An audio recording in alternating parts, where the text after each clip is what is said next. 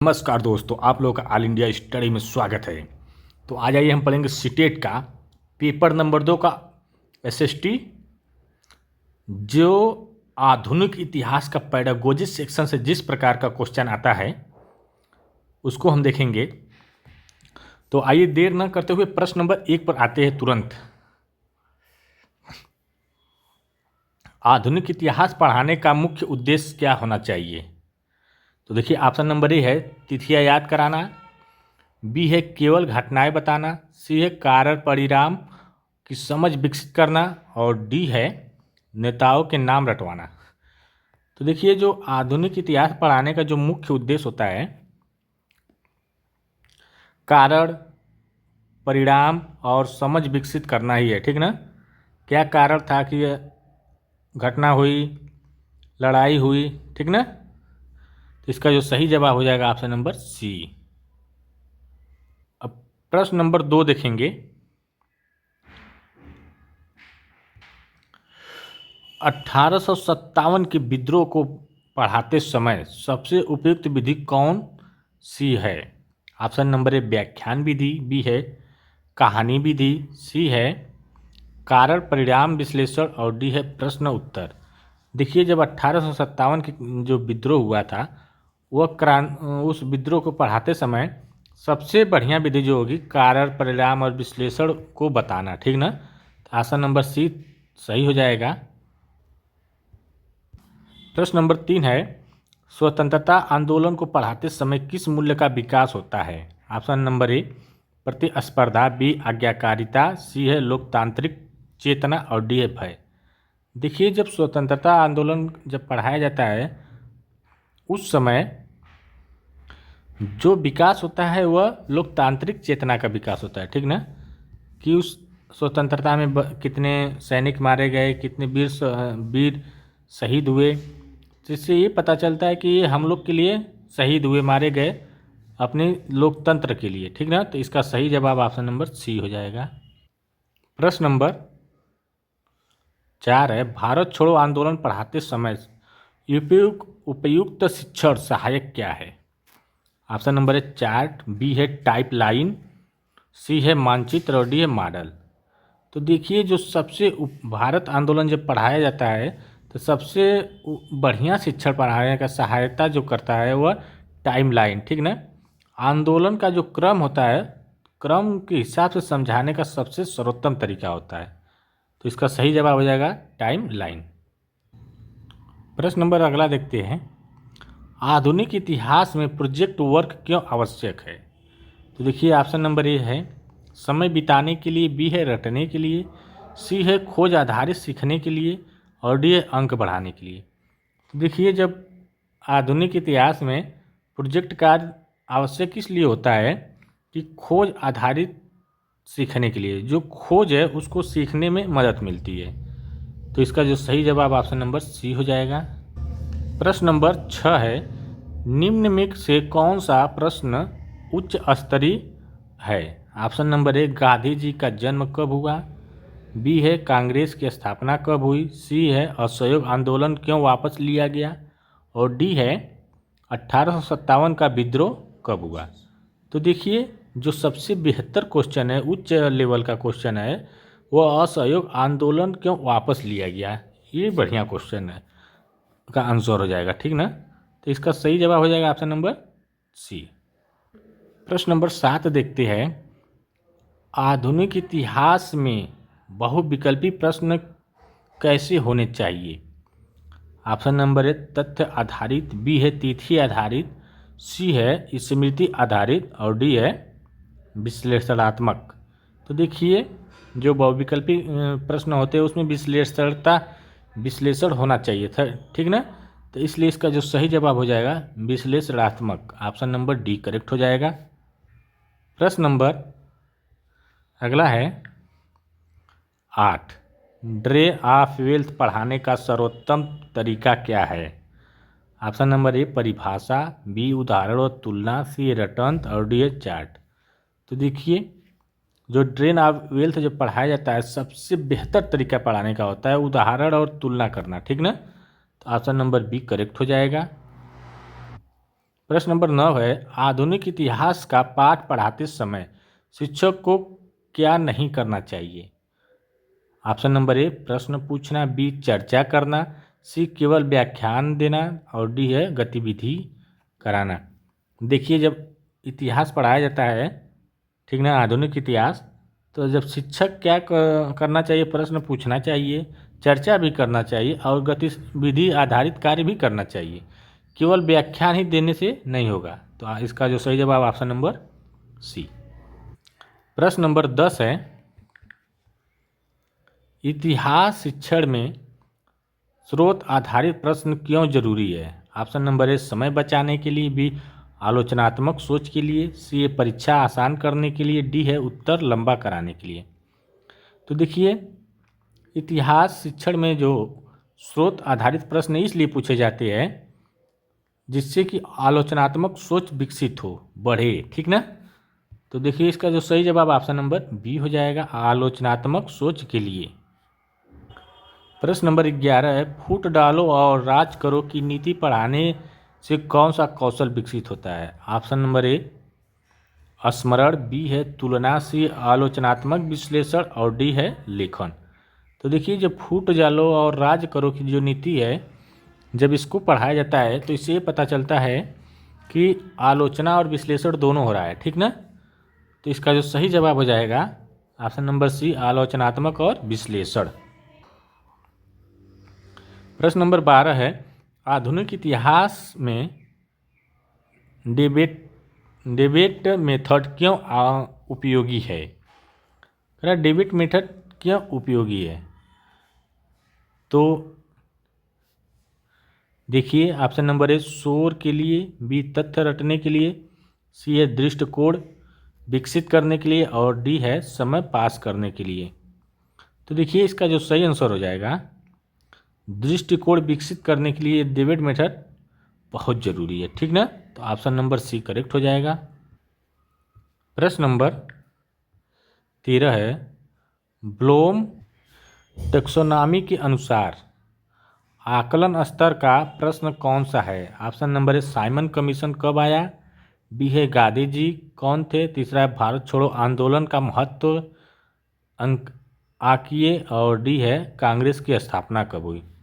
तो देखिए, इसका जो सही आंसर हो जाएगा, भारत छोड़ो आंदोलन का महत्व, ये सही हो जाएगा ब्लूम टेक्सोनॉमी के अनुसार, ठीक ना। प्रश्न नंबर 14 देखेंगे,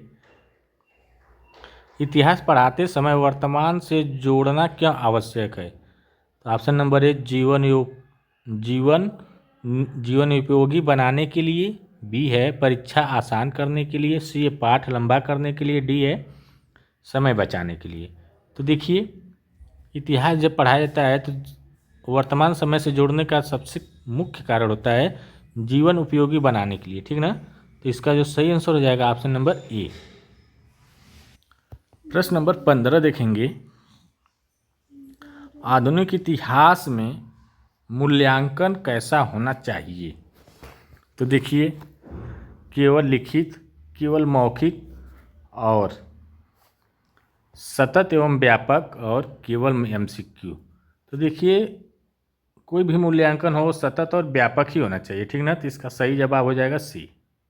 प्रश्न नंबर 16 है, रॉलेट एक्ट पढ़ाने का सबसे सही दृष्टिकोण क्या है? तो देखिए, रॉलेट एक्ट पढ़ाने का सबसे बढ़िया दृष्टिकोण होता है प्रभाव और प्रतिक्रिया। ऑप्शन नंबर ए करेक्ट हो जाएगा, ठीक। प्रश्न नंबर 17 है, आधुनिक इतिहास में रोल प्ले किसके लिए उपयोगी है? तो देखिए, जो आधुनिक इतिहास में रोल प्ले जो होता है वह आंदोलन के लिए उपयोगी होता है। इसका सही आंसर ऑप्शन नंबर बी हो जाएगा। प्रश्न नंबर 18 देखेंगे, इतिहास शिक्षण में मानचित्र कार्य क्यों जरूरी है? सुंदरता के लिए, बी है समस्थानिक समझ के लिए, सी है अंक बढ़ाने के लिए और डी है समय भरने के लिए। देखिए, इतिहास में जो मानचित्र कार्य इसलिए ज़रूरी होता है कि स्थानिक समझ हो, किस स्थान पर क्या घटना हुई, ठीक ना, इसकी समझ हो, जानकारी हो। तो ऑप्शन नंबर बी करेक्ट हो जाएगा। प्रश्न नंबर 19, निम्न में से कौन सा सीखने का परिणाम है? ऑप्शन नंबर ए छात्र तिथि बताइए, छात्र का नाम बताइए, छात्र कारण परिणाम समझे, और डी है छात्र उत्तर रटे। तो देखिए, सीखने का सबसे बढ़िया परिणाम होता है छात्र कारण परिणाम को समझे। ऑप्शन नंबर सी करेक्ट हो जाएगा। प्रश्न नंबर 20 है, आधुनिक इतिहास को बोझिल क्यों माना जाता है? ऑप्शन नंबर ए शिक्षक के कारण, बी अधिक तिथियों के कारण, सी गलत शिक्षण विधि के कारण, और डी है पाठ्य पुस्तक के कारण। तो देखिए, इसका जो सही आंसर हो जाएगा, बोझिल इसलिए माना जाता है गलत शिक्षण विधि के कारण, ठीक ना। जब गलत शिक्षा देंगे तो वो बोझिल हो जाएगा। ऑप्शन नंबर सी करेक्ट हो जाएगा। प्रश्न नंबर 21 है, 1857 के विद्रोह पर समूह चर्चा का उद्देश्य क्या है? तो सोर्स, सहयोगात्मक सीख, समझ व्यतीत और उत्तर लिखवाना। तो देखिए, 1857 के विद्रोह का सबसे समूह कार्य पर जो चर्चा हुई उद्देश्य है वो है सहयोगात्मक सीख, ठीक ना। तो इसका जो सही जवाब हो जाएगा सहयोगात्मक सीख। प्रश्न नंबर 22 है, स्वदेशी आंदोलन पढ़ाते समय किस कौशल का विकास होता है? ऑप्शन नंबर ए उपभोक्ता जागरूकता, बी है राष्ट्रीय चेतना, सी है भाषा कौशल, और डी है गणना। तो देखिए, जब स्वदेशी आंदोलन पढ़ाया जाता है तो इसका जो मुख्य कारण होता है राष्ट्रीय चेतना को जगाना, ठीक ना। तो इसका सही जवाब हो जाएगा राष्ट्रीय चेतना को जगाना। प्रश्न नंबर 23, इतिहास में गलतफहमी दूर करने का सर्वोत्तम तरीका क्या है? डांटना, स्रोतों की तुलना, रटंत और नोट्स।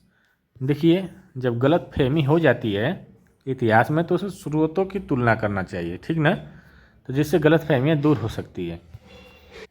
प्रश्न नंबर 24 है, आधुनिक इतिहास पढ़ाने में सबसे बड़ी चुनौती क्या है? समय, रुचि की कमी, पाठ्यक्रम, भाषा। तो देखिए, जब आधुनिक इतिहास पढ़ाया जाता है इसमें सबसे बड़ी चुनौती होती है बच्चों में रुचि नहीं लेते हैं, जिसकी वजह से ये चुनौती बन जाती है। तो इसका सही जवाब हो जाएगा रुचि की कमी। प्रश्न नंबर देखेंगे 25, शिक्षक को तिथियों पर कम जोर देना क्यों देना चाहिए?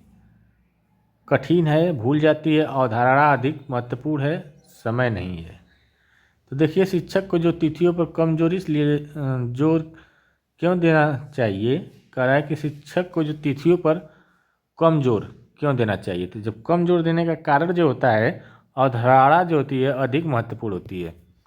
कोई भी हो इतिहास में उसमें अवधारणा सबसे महत्वपूर्ण होती है। किस प्रकार हुआ है, क्या क्या परेशानी हुई थी, किस वजह से लड़ा गया, सब अवधारणा में आता है, ठीक ना। प्रश्न नंबर 26 है, सीटेट में पेडागोजी प्रश्न किस पर आधारित होते हैं? एनसीईआरटी पर, कोचिंग नोट्स पर, गाइड्स पर, अनुपान पर। तो देखिए, ये एनसीईआरटी के दृष्टिकोण से आधारित होते हैं, ठीक ना। प्रश्न नंबर 27 है, आधुनिक इतिहास में केस स्टडी क्यों उपयोगी है? तो देखिए, कहानी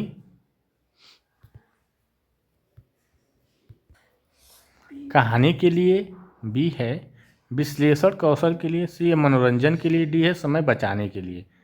तो देखिए, केस स्टडी इसलिए उपयोगी होती है विश्लेषण कौशल के लिए, ठीक ना। तो इससे क्या होगा, विश्लेषण कौशल उत्पन्न होगा, ठीक ना। तो इसका सही आंसर हो जाएगा बी। प्रश्न नंबर 28 है, चंपारण सत्याग्रह पढ़ाने का सही तरीका क्या है? तिथि याद, नेता का नाम, समय, समाधान, दृष्टिकोण। तो देखिए, कोई भी सत्याग्रह हो उसको पढ़ाने का सबसे बड़ा तरीका, अच्छा तरीका होता है उस समस्या, समाधान और दृष्टिकोण। किस प्रकार हुआ, समस्या हुआ, उसका समाधान कैसे निकला और किस दृष्टिकोण से वह उसका समाधान निकाला गया, उसकी विशेषता की क्या थी, ये सब होता है, ठीक ना। कोई भी सत्याग्रह हो। इसका सही जवाब हो जाएगा सी हो जाएगा। प्रश्न नंबर 29 है, इतिहास में निष्पक्षता क्यों जरूरी है? अंक के लिए, सत्य के लिए, परीक्षा के लिए, समय के लिए। तो देखिए, यह सबसे जरूरी है सत्य के लिए। निष्पक्षता का मतलब होता है सत्य, ठीक ना। तो ऑप्शन नंबर बी करेक्ट हो जाएगा। प्रश्न नंबर 30 है, आधुनिक इतिहास में सबसे प्रभावी विधि कौन सी है? व्याख्यान, गतिविधि, रटंत, प्रश्नोत्तर। तो देखिए, आधुनिक इतिहास में सबसे बढ़िया विधि जो होती है वह गतिविधि आधारित होना चाहिए, ठीक ना। तो ऑप्शन नंबर बी करेक्ट हो जाएगा। प्रश्न नंबर 31 है, मूल्य आधारित प्रश्न किस पर केंद्रित होते हैं। तो देखिए ऑप्शन नंबर ए तिथि, नाम, दृष्टिकोण, स्मरण। तो देखिए मूल्य आधारित जो प्रश्न होते हैं वो हमेशा दृष्टिकोण पर आधारित होते हैं, तो इसका सही जवाब हो जाएगा सी। प्रश्न नंबर 32 है, इतिहास शिक्षण में सहानुभूति क्यों जरूरी है। तो देखिए भावुक होने के लिए, अतीत को समझने के लिए, अंक बढ़ाने के लिए, समय बचाने के लिए। तो देखिए इतिहास शिक्षण में सबसे सहानुभूति इसलिए जरूरी होती है अतीत को, अपने अतीत के बारे में समझने के लिए। तो इसका सही जवाब हो जाएगा बी हो जाएगा। प्रश्न नंबर 33 देखते हैं, भारत छोड़ो आंदोलन पर पोस्टर गतिविधि का उद्देश्य क्या है। कला, याददाश्त, अभिव्यक्ति, लिखावट। तो देखिए जो पोस्टर इसलिए लगाए जाते हैं कि उससे क्या होगा, अभिव्यक्ति होगा, ठीक ना। ऑप्शन नंबर सी करेक्ट हो जाएगा। प्रश्न नंबर 34 है, आधुनिक इतिहास में प्रश्न कैसे होने चाहिए। तो देखिए सीधे, सरल, विचारोत्तक और बहुत छोटे, ठीक ना। जो प्रश्न होना चाहिए वो विचार के रूप में होना चाहिए, ठीक ना। तो इसका जो सही आंसर हो जाएगा विचारोत्तक, ऑप्शन नंबर सी। प्रश्न नंबर 35, इतिहास पढ़ाने में स्थानीय उदाहरण क्यों देने चाहिए। तो पाठ छोटा करने के लिए, जोड़ बनाने के लिए, समय बचाने के लिए, अंक बढ़ाने के लिए। तो देखिए इसका जो सही आंसर हो जाएगा जोड़ बढ़ाने के लिए, ऑप्शन नंबर बी करेक्ट हो जाएगा। प्रश्न नंबर 36 है, राष्ट्रीय आंदोलन पढ़ाने से कौन सा मूल्य विकसित होता है। अनुशासन, देशभक्ति, आज्ञाकारिता और भय। तो देखिए राष्ट्रीय आंदोलन पढ़ाने से देशभक्ति जो होती है वो विकसित होती है, ठीक ना। अपने देश के प्रति सम्मान करना, उनके प्रति मर मिटने का एक उत्तेजना उत्पन्न होती है, ठीक ना। प्रश्न नंबर 37 है, आधुनिक इतिहास में गलत उत्तर का मूल्यांकन कैसे होना चाहिए। काट देना, दंड, सुधारात्मक प्रतिक्रिया और अनदेखा। तो देखिए गलत उत्तर का जो मूल्यांकन सुधारात्मक प्रतिक्रिया के द्वारा होना चाहिए, ठीक ना। प्रश्न नंबर 38, पेडागोजी प्रश्नों में सबसे अधिक जोर किस पर दिया जाता है। तो देखिए छात्र पर सबसे अधिक जोर दिया जाता है, छात्र केंद्रित होता है। प्रश्न नंबर 39, इतिहास शिक्षण का अंतिम लक्ष्य क्या है। तो देखिए परीक्षा, नौकरी, जागरूक नागरिक, अतिथि ज्ञान। तो ये जागरूक नागरिक बनना सबसे बड़ा लक्ष्य होता है। प्रश्न नंबर 40 है, सीटेट में आधुनिक इतिहास पेडागोजी से प्रश्न क्यों पूछे जाते हैं। क्योंकि शिक्षक दृष्टिकोण जांचने के लिए। तो इसका सही जवाब ऑप्शन नंबर बी। वीडियो अच्छी लगे चैनल को लाइक शेयर सब्सक्राइब जरूर करें। अब मिलते हैं अगले वीडियो के लिए, तब तक के लिए नमस्कार।